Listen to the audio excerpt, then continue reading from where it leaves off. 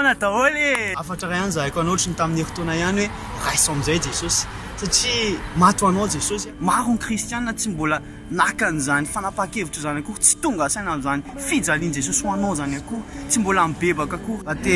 hiatrika ny taona vaovao a de teny hoe raisy Jesosy misy raha alefako anao irany Joseph Daf zay hoe mato anao Jesosy efa raisinao ve Jesosy. Ny afatra tiako zaraina aminao androany de ny olona rehefa voalohany taona de firarintsony no atao hoe mba ho tafita amin'ny fianarana mba ho tafita amin'ny projet atao amin'ny asa atao azo arena sy ny sisa ary tena tsara mihitsy zany fa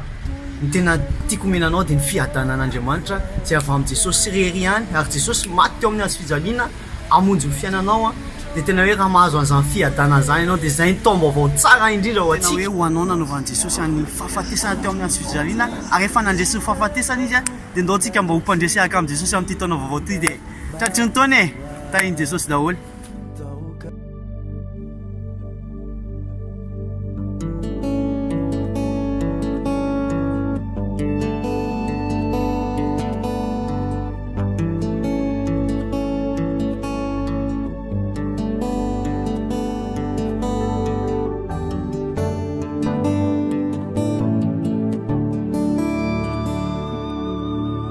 Manupini mas contento ichao aviais amu ni famu tena ilai panjaka ni funina icha nanduni vidini uai nyusija tau Kalvari Toitaku yanao fofantsika io le tongotrao zay voalefona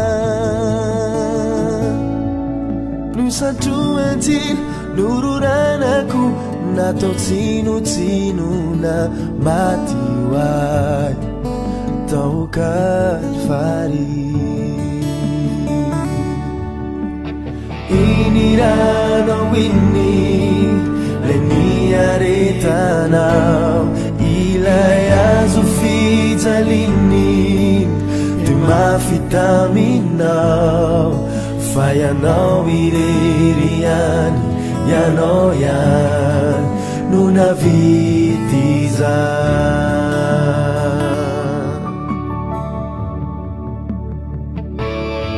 le diakapoka no fanasitranana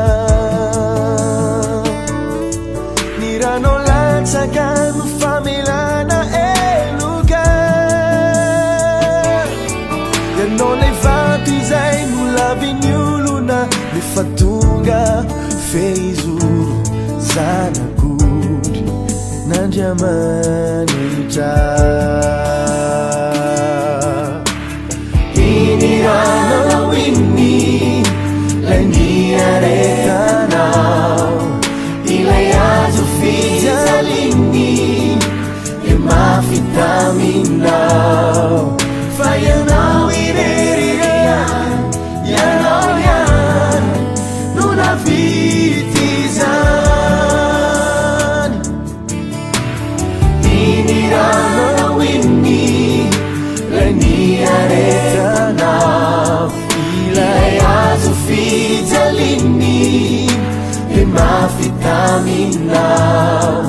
fa ianao irery ianao ihany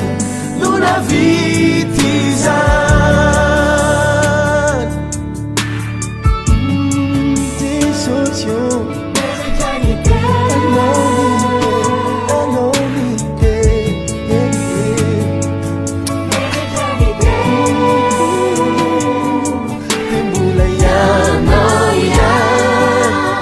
Mulai